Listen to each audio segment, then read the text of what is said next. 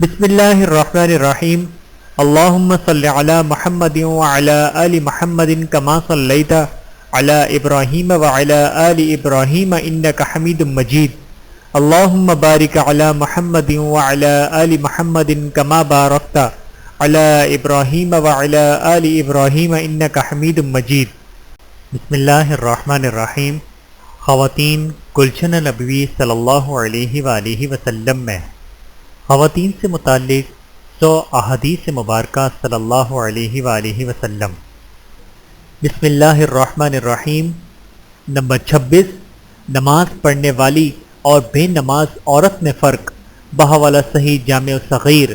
حضرت عبداللہ بن عمر رضی اللہ تعالیٰ عنہ سے روایت ہے کہ رسول اللہ صلی اللہ علیہ وآلہ وسلم نے فرمایا، جس نے نماز کی حفاظت کی وہ قیامت کے دن اس کے لیے روشنی، دلیل اور نجات ہوگی، اور جس نے نماز کی حفاظت نہ کی اس کے لیے روشنی، برہان اور نجات نہ ہوگی، اور وہ قیامت کے روز قارون، فرعون، حامان اور ابی بن خلف کے ساتھ جہنم میں ہوگا۔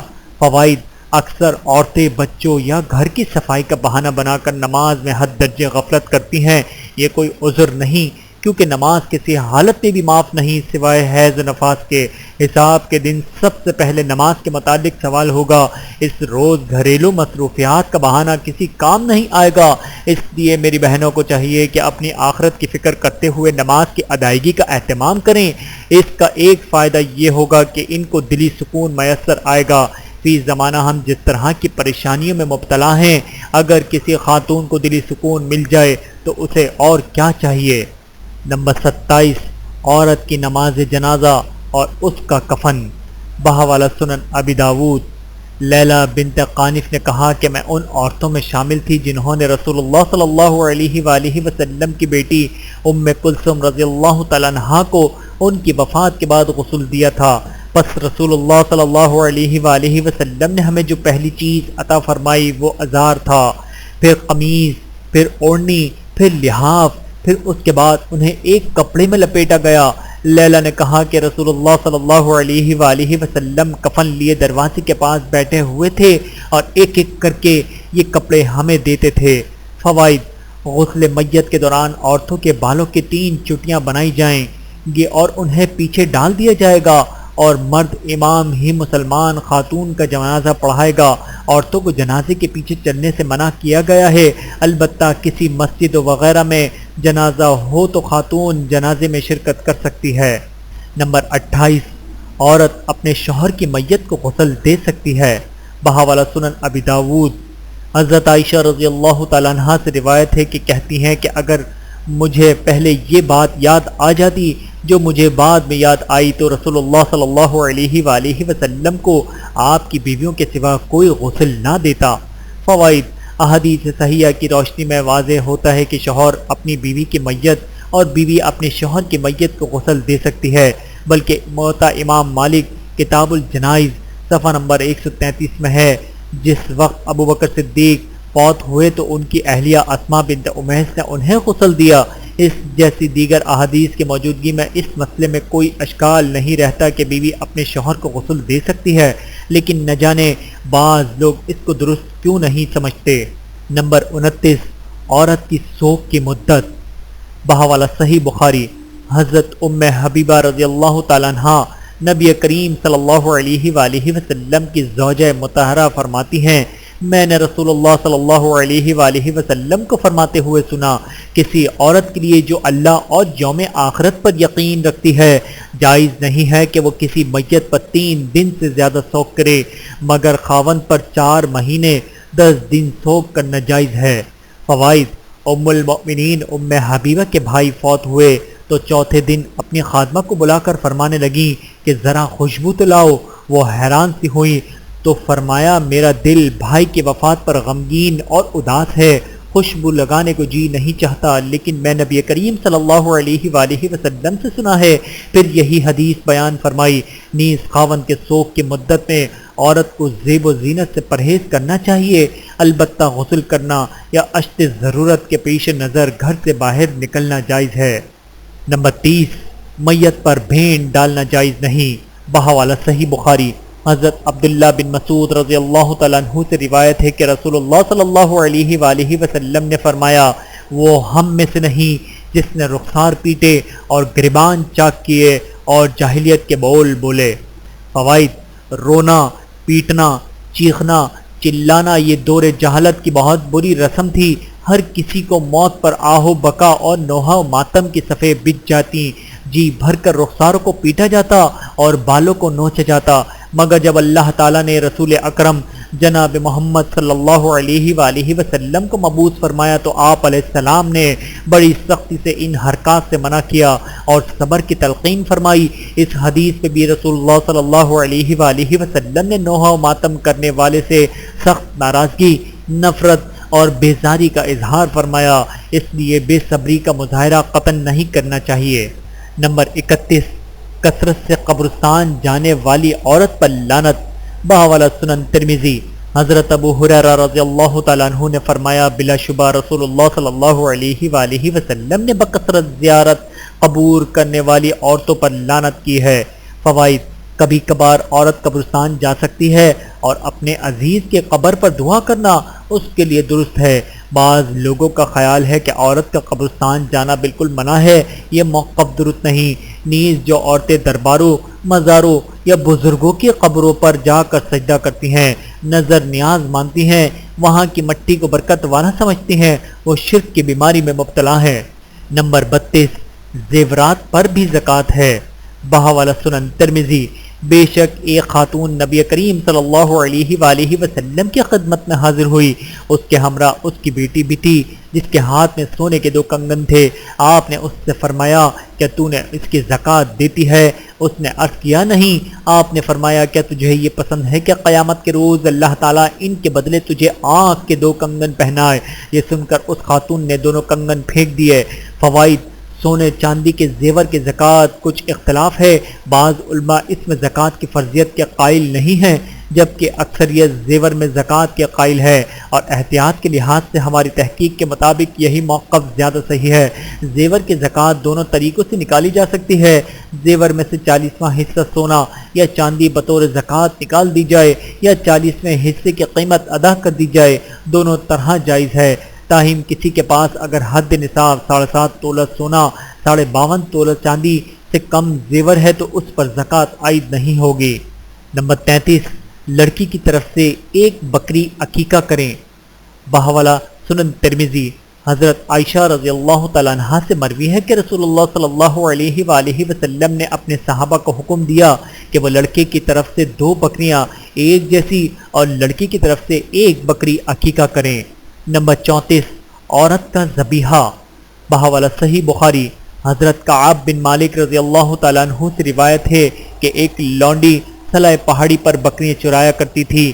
چراتے وقت ایک مرتبہ اس نے دیکھا کہ ایک بکری مرنے والی ہے، چنانچہ اس نے پتھر توڑ کر اس سے بکری ذبح کر دی تو کعب بن مالک رضی اللہ تعالیٰ عنہ نے اپنے گھر والوں سے کہا کہ اسے اس وقت تک نہ کھانا جب تک میں رسول اللہ صلی اللہ علیہ وآلہ وسلم سے اس کا حکم نہ پوچھ آؤں یا میں کسی کو بھیجوں جو آن حضرت صلی اللہ علیہ وآلہ وسلم سے مسئلہ پوچھ آئے۔ پھر وہ آن حضرت صلی اللہ علیہ وآلہ وسلم کی خدمت میں حاضر ہوئے یا کسی کو بھیجا اور آن حضرت صلی اللہ علیہ وآلہ وسلم نے اس کے کھانے کی اجازت بخشی۔ فوائد: اس حدیث سے جہاں یہ معلوم ہوا کہ عورت کا ذبیحہ درست ہے، ساتھ ہی یہ بھی واضح ہوا کہ کبھی کسی مسئلے کی وضاحت کے لیے رسول اللہ صلی اللہ علیہ وآلہ وسلم کی طرف رجوع کرنا چاہیے۔ اب چونکہ رسول اللہ صلی اللہ علیہ وآلہ وسلم ہمارے درمیان موجود نہیں ہیں لیکن آپ کے ارشادات تو ہمارے پاس محفوظ ہیں، اس لیے ہمیں ہر مسئلے کے لیے قرآن و حدیث کی پیروی کرنا ہوگی، نہ کہ بزرگوں کی آراء کو اپنے مسائل کا حل سمجھا جائے گا۔ نمبر 35، حمل والی اور دودھ پلانے والی عورت کے لیے فرضی روزے میں رخصت۔ بحوالہ سنن نسائی، حضرت انس رضی اللہ تعالیٰ عنہ نے نبی کریم صلی اللہ علیہ وآلہ وسلم سے روایت کرتے ہیں کہ آپ صلی اللہ علیہ وآلہ وسلم نے فرمایا، بلا شبہ اللہ تعالیٰ نے مسافر سے آدھی نماز اور روزے کو معاف کر دیا ہے اور حاملہ اور دودھ پلانے والی عورت کے لیے بھی روزہ رکھنے کی رخصت دی ہے۔ نمبر 36، خاوند کی اجازت کے بغیر نفلی روزہ رکھنا حرام ہے۔ بحوالہ صحیح بخاری، حضرت ابو ہریرہ رضی اللہ تعالیٰ عنہ سے روایت ہے کہ بے شک رسول اللہ صلی اللہ علیہ وآلہ وسلم نے فرمایا شوہر کی موجودگی میں اس کی اجازت کے بغیر نفلی روزہ رکھنا عورت کے لیے حلال نہیں۔ فوائد: اسی طرح دینی پروگراموں میں شرکت کے لیے بھی خاوند کی رضامندی ضروری ہے، لیکن فرائض کی ادائیگی میں شوہر کی اجازت کی کوئی ضرورت نہیں۔ طواف بیت نہیں۔ نمبر 37، طواف بیت اللہ کے علاوہ حائضہ تمام مناسک ادا کرے گی۔ بحوالہ صحیح بخاری، حضرت عائشہ رضی اللہ تعالیٰ عنہ سے روایت ہے، بے شک نبی کریم صلی اللہ علیہ وآلہ وسلم نے ان سے کہا، بلا شبہ یہ حیض ایک ایسی چیز ہے جس کو اللہ تعالیٰ نے آدم کی بیٹیوں پر لکھ دیا ہے، حاجی کی طرح تمام مناسک ادا کرو مگر جب تک پاک نہ ہو بیت اللہ کا طواف نہ کرنا۔ فوائد: یاد رہے بغیر محرم کے عورت کا حج کے لیے نکلنا قطعاً درست نہیں، نیز عورت عمرے کے بعد یا رمی جمع اور قربانی کرنے کے بعد صرف اپنے سر کے کچھ بال کاٹے گی، عورت کے لیے سر منڈانا جائز نہیں۔ نمبر 38، عورتوں کا جہاد حج ہے۔ بحوالہ سنن ابن ماجہ، حضرت عائشہ رضی اللہ تعالیٰ عنہ کہتی ہیں، میں نے کہا اے اللہ کے رسول صلی اللہ علیہ وآلہ وسلم، کیا عورتوں پر بھی جہاد ہے؟ کیا کہا ہاں، ایسا جہاد جس میں لڑائی نہیں وہ حج اور عمرہ ہے۔ نمبر 39، رشتہ دین کی بنیاد پر کریں۔ بحوالہ سنن ترمذی، حضرت ابو ہریرہ رضی اللہ تعالیٰ عنہ سے روایت ہے کہ کہتے ہیں، میں رسول اللہ صلی اللہ علیہ وآلہ وسلم نے فرمایا، جب تمہارے پاس کوئی ایسا آدمی منگنی کا پیغام بھیجے جس کی دینداری اور اخلاق کو تم پسند کرتے ہو تو شادی کر دو، اگر تم ایسا نہیں کرو گے تو زمین میں فتنہ اور بہت بڑا فساد برپا ہو جائے گا۔ فوائد: حد درجے افسوس کی بات ہے کہ 5 وقت کی نمازی اور دین کا دعویٰ کرنے والے بھی بربادی کی بنیاد پر رشتہ قائم کرتے ہیں، دین کو ترجیح نہیں دیتے۔ یہی وجہ ہے کہ رشتوں کے مسئلوں میں اس وقت ہر گھر پریشان ہے۔ شادی بیاہ ہر انسان کی فطری ضرورت ہے، لیکن ہم نے اپنی معاشرتی روایات سے اسے انتہائی مشکل بنا دیا۔ خواتین اپنے بیٹے کے لیے چاند سی بہو لانے کی آرزو میں بلا وجہ لوگوں کی بیٹیوں کو مسترد کرتی ہیں۔ حسن و جمال ہی سب کچھ نہیں ہوتا، اصل چیز سیرت و کردار اور اعلیٰ اخلاق ہے۔ ایک سامنے قبول صورت لیکن صاحب کردار بہو آپ کو آپ کے بیٹے کو جو سکھ دے سکتی ہے وہ ایک بد اخلاق حسن کی دیوی نہیں دے سکتی۔ اللہ تعالی ہمیں سچا دیندار بننے کی توفیق عطا فرمائے، آمین ثم آمین۔ نمبر 40، حق مہر مناسب ہونا چاہیے۔ بحوالہ صحیح بخاری، حضرت عقبہ بن عامر رضی اللہ تعالیٰ عنہ سے روایت ہے کہ رسول اللہ صلی اللہ علیہ وآلہ وسلم نے فرمایا، بہترین حق مہر وہ ہے جس کا ادا کرنا نہایت آسان و سہل ہو۔ فوائد: لڑکی والوں کو زیادہ حق مہر کا مطالبہ کرنا قطعاً درست نہیں، شوہر بخوشی جو دے دے وہی بہتر ہے۔ بعض لوگ 32 روپے کو شرعی حق مہر سمجھتے ہیں، یہ بے بنیاد بات ہے۔ اسی طرح مجلس نکاح یا نکاح سے پہلے حق مہر کا تعین لازمی نہیں ہے۔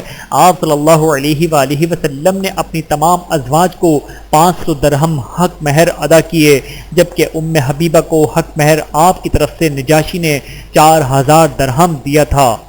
نمبر 41، عورت کی رضامندی کے بغیر نکاح کرنا جائز نہیں۔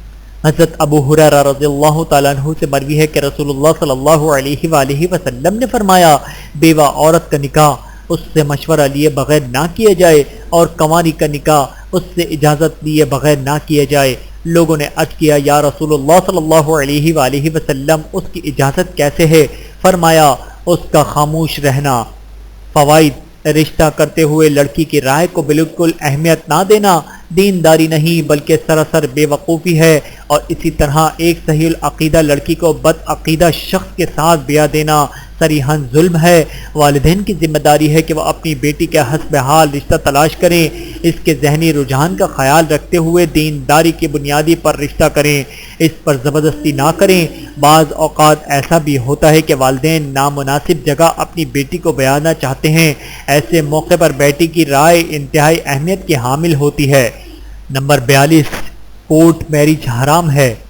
بحوالہ سنن ابی داود، حضرت عائشہ رضی اللہ تعالیٰ عنہ سے روایت ہے کہ رسول اللہ صلی اللہ علیہ وآلہ وسلم نے فرمایا، جس کسی خاتون نے اپنے ولی کی اجازت کے بغیر نکاح کیا اس کا نکاح باطل ہے، اور ایک روایت میں ہے کہ ولی کے بغیر نکاح نہیں۔ فوائد: افسوس ہماری مغرب زدہ اسلامی تعلیمات سے بے خبر عدالتوں نے بے شمار والدین کی امیدوں پر پانی پھیر دیا ہے۔ انہوں نے گھروں سے بھاگے ہوئے جوڑوں کی پشت پناہی کرتے ہوئے شریعت کے حدود کو پامال کیا ہے۔ اللہ تعالیٰ انہیں ہدایت نصیب فرمائے، آمین۔ والدین اپنی اولاد کے لیے ہر طرح کی قربانیاں دیتے ہیں اور اولاد نوجوانی کی ناسمجھی کا شکار ہو جاتی ہے۔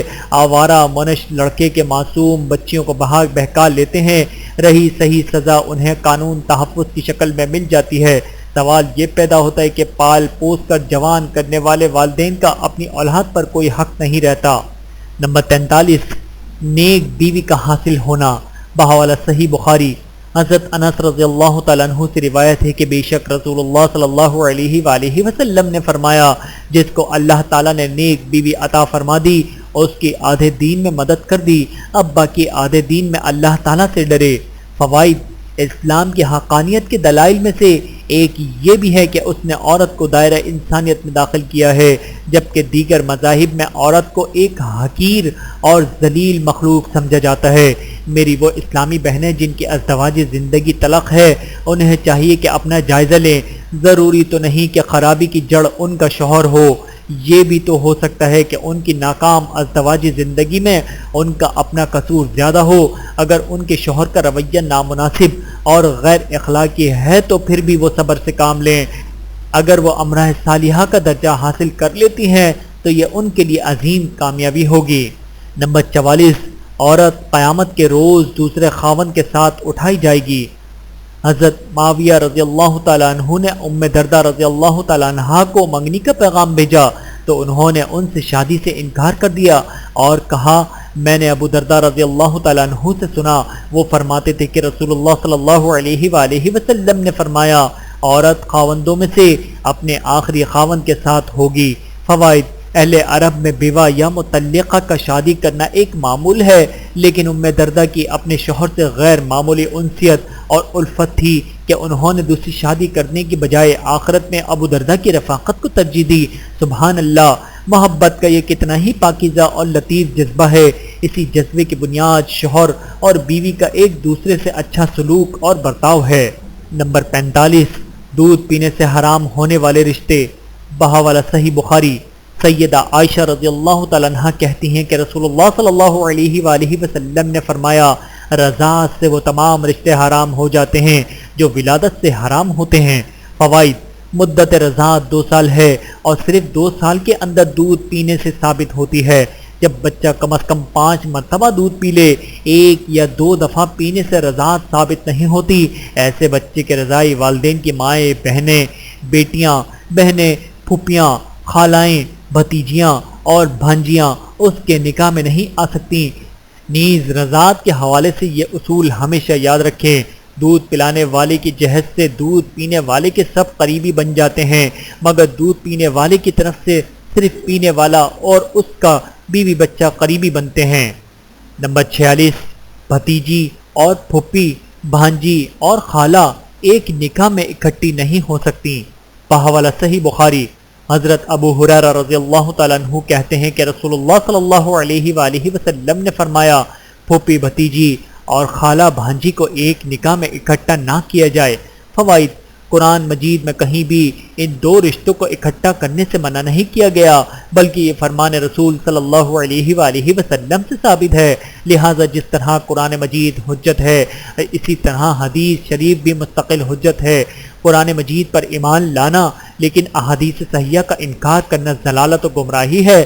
نیز یہ کہنا کہ خبر واحد سے قرآن پر زیادتی نہیں ہو سکتی، یہ نظر یہ بھی باطل ہے کیونکہ یہ حدیث خبر واحد ہی ہے۔ نمبر 47، عورت گھر کی نگران۔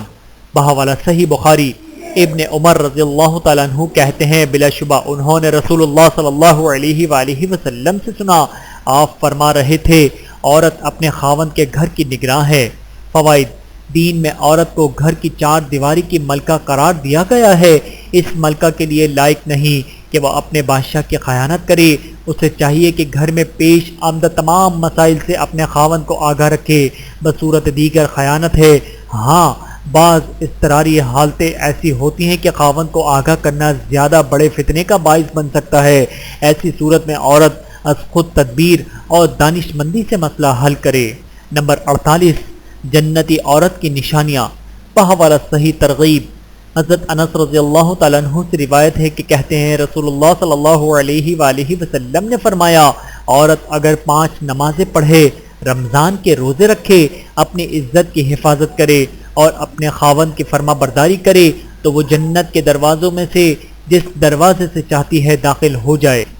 نمبر 49 بہترین اور بدترین عورتوں کی نشانیاں عزینہ صدفی رضی اللہ تعالیٰ عنہ کہتے ہیں کہ بلا شبہ رسول اللہ صلی اللہ علیہ وآلہ وسلم نے فرمایا تمہاری سب سے بہترین عورتیں محبت کرنے والی، اولاد جننے والی، موافقت کرنے والی اور غم خواری کرنے والی ہیں بشرطے کہ وہ اللہ سے ڈریں، اور تمہاری بدترین عورتیں بن سنور کر گھومنے والی اور متکبر عورتیں ہیں، ایسی عورتیں منافق ہیں، شاذ نادر ان میں سے کوئی جنت میں جائے گی جیسے کبوں میں ایسا کوا بڑی مشکل سے ملتا ہے جس کا ایک پر اور پنجے سفید ہوں۔ فوائد نیک اور بد عورت کے لیے یہ حدیث معیار ہے۔ ہر عورت اس معیار پر اپنے آپ کو پرکھتے ہوئے بآسانی فیصلہ کر سکتی ہے کہ میرے شمار بہترین عورتوں میں ہے یا میں اپنے برے معاملات کی وجہ سے بدترین عورتوں کی صف میں شامل ہوں۔ اگر وہ انصاف سے سمجھتی ہے کہ اس کے اوصاف جنتی عورتوں والے نہیں تو اس کا یہ سمجھنا کافی نہیں، اسے چاہیے کہ اپنے شب و روز کے معمولات بدلے اور ان کو خوش نصیب عورتوں میں شامل ہو جائے کہ جنت جن کی منتظر ہے۔ نمبر 50 جس عورت پر اس کا خاوند راضی ہوگا وہ جنت میں جائے گی۔ بحوالہ سنن ترمذی حضرت ام سلمہ رضی اللہ تعالیٰ عنہ سے روایت ہے کہ کہتی ہیں کہ رسول اللہ صلی اللہ علیہ وآلہ وسلم نے فرمایا جو عورت اس حال میں مری کہ اس سے اس کا خاوند راضی تھا وہ جنت میں داخل ہوگی۔ فوائد جو عورت اپنے خاوند کے فرما بردار ہوگی اور اس کا خاوند اس سے خوش ہوگا، دوسرے لفظوں میں خاوند کی اطاعت و فرما برداری در حقیقت ایک عورت کے لیے جنت میں داخلے کی کنجی قرار دی جا سکتی ہے۔ اس حدیث مبارکہ سے خاوند کا مقام پتہ چلتا ہے۔ خاوند کے اعلیٰ مرتبے کا مطلب یہ نہیں کہ بیویوں کو حقیر جانا جائے، ایسا کرنے والا اپنے اوپر ظلم کرتا ہے۔ ویڈیو دیکھنے کا بہت شکریہ۔ مزید ویڈیوز دیکھنے کے لیے ہمارے چینل کو سبسکرائب کریں۔ اگر ویڈیو پسند آئے تو لائک کریں۔ اچھی بات کو دوسروں تک پہنچانا صدقہ جاریہ ہے۔ جزاکم اللہ خیرا کثیرا۔